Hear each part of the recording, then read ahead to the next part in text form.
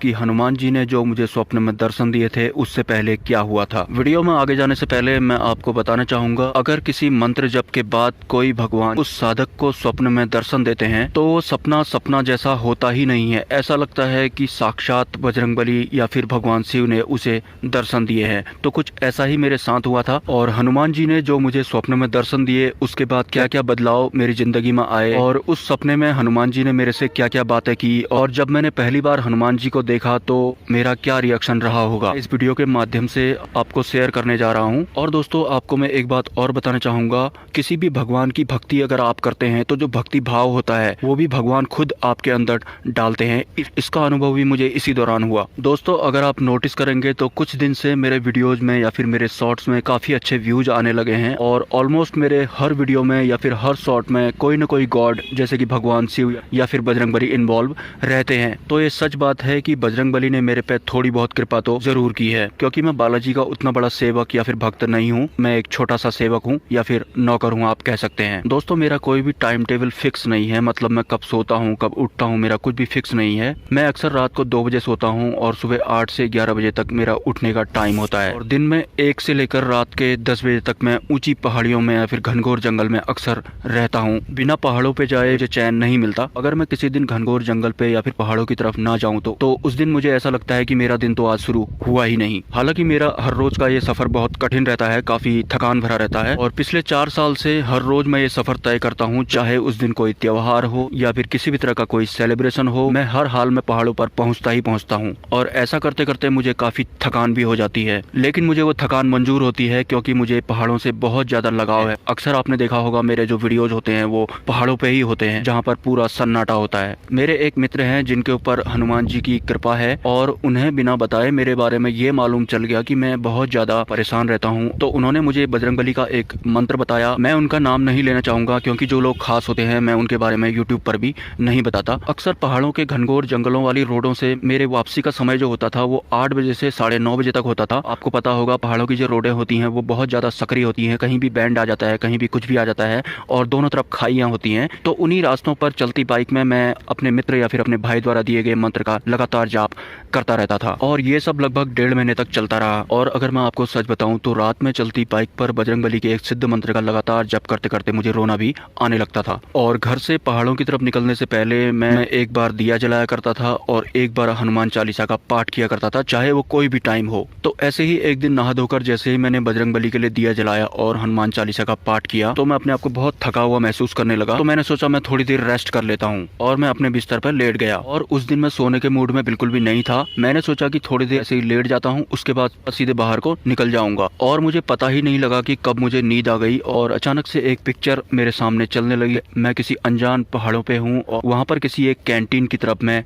बढ़ रहा हूँ। जैसे ही मैं उस कैंटीन या फिर रेस्टोरेंट की तरफ बढ़ रहा था तो मेरी नजर 2 पैरों पर पड़ी जो कि काले थे और उनमें काफी सारे बाल भी थे। काले बड़े वानर रूपी पैर मेरी तरफ को बढ़ रहे थे और वो पैर बहुत ज्यादा बड़े थे। मैंने अपनी गर्दन को ऊपर उठा के देखा तो साक्षात बजरंगबली मेरी तरफ को आ रहे थे। दोस्तों जैसे ही मेरी नजर बजरंगबली पे पड़ी तो मेरे मुंह से निकल पड़ा बजरंगबली आप, और मैं उनका नाम भी ठीक तरह से नहीं बोल पाया। मेरी आंखों से आंसू भी निकल पड़े और रोते रोते मैं बजरंगबली से लिपट गया और हनुमान जी ने भी मुझे गले लगा लिया। दोस्तों वो कुछ ऐसा सीन था कि वो बिल्कुल ऐसा लग ही नहीं रहा था कि सपना है, ऐसा लग रहा था कि किसी पब्लिक प्लेस में साक्षात हनुमान जी मुझे मिल चुके हैं। और तो और दोस्तों जब मैं हनुमान जी से लिपटा हुआ था तो मैं जो उनसे स्मेल जो आ रही है वो स्मेल मैंने आज तक बचा के रखी है और मैं उस स्मेल को ढूंढता रहता हूँ। हनुमान जी से गले लगने के बाद जो स्मेल आई थी वो स्मेल मुझे दोबारा कब मिलेगी। और बजरंगबली के साथ 3 और शख्स भी मुझे दिखाई पड़े। जब मैंने उनसे कहा कि आप भी बजरंगबली के साथ हैं तो आप भी मेरे लिए बजरंगबली जैसे ही हैं, जैसे ही मैंने उनसे हाथ मिलाने को अपना हाथ आगे बढ़ाया तो उन्होंने मुझसे दूरी बनाना शुरू कर दिया। मुझे ये समझ में बिल्कुल भी नहीं आया कि वो 3 लोग पीछे क्यों हटे। और ये सब देखने के बाद मैं हवा में उछलने की कोशिश कर रहा था और अपने मन में ये बात कर रहा था कि अब तो बजरंगबली मुझे मिल चुके हैं, अब तो मैं उड़ भी लूंगा। और दोस्तों आपको यकीन नहीं होगा, मैं उड़ने की कोशिश भी कर रहा था, लगातार जंप मार रहा था और जितनी जंप मैं अपने वीडियोज में किया करता हूँ उससे लगभग 4 गुना ज्यादा ऊंची जंप मैं मार रहा था। और ये सब भी हनुमान जी देख रहे थे और हंस रहे थे। और उसके बाद हनुमान जी मेरे पास में आए और उन्होंने मुझे एक मंत्र का जप करने को बोला और हनुमान चालीसा का पाठ करने को भी बोला। तब से मैं हर रोज हनुमान चालीसा का पाठ करता हूँ और उनके द्वारा बताए गए एक मंत्र का जप भी करता हूँ। तो मुझे काले वानर रूपी हनुमान जी के दर्शन हुए थे। स्वप्न में हनुमान जी लाल रंग में भी दिखाई पड़ते हैं, सफेद रंग में भी दिखाई पड़ते हैं और काले रंग में भी दिखाई पड़ते हैं। उस दिन के बाद मुझे कई तरह के सपने हुए हैं जो कि कई तरह के राज भी खोलते हैं। तो मुझे उन सपनों का एक वीडियो बनाने के लिए आदेश की जरूरत भी पड़ती है। मैं हनुमान जी से विनती करके ये पूछता हूँ कि अगर मैंने ऐसा वीडियो बना दिया तो कहीं मेरे ऊपर कोई बात तो नहीं आएगी, अगर आएगी तो फिर आप देख लेना, ऐसे करके। दोस्तों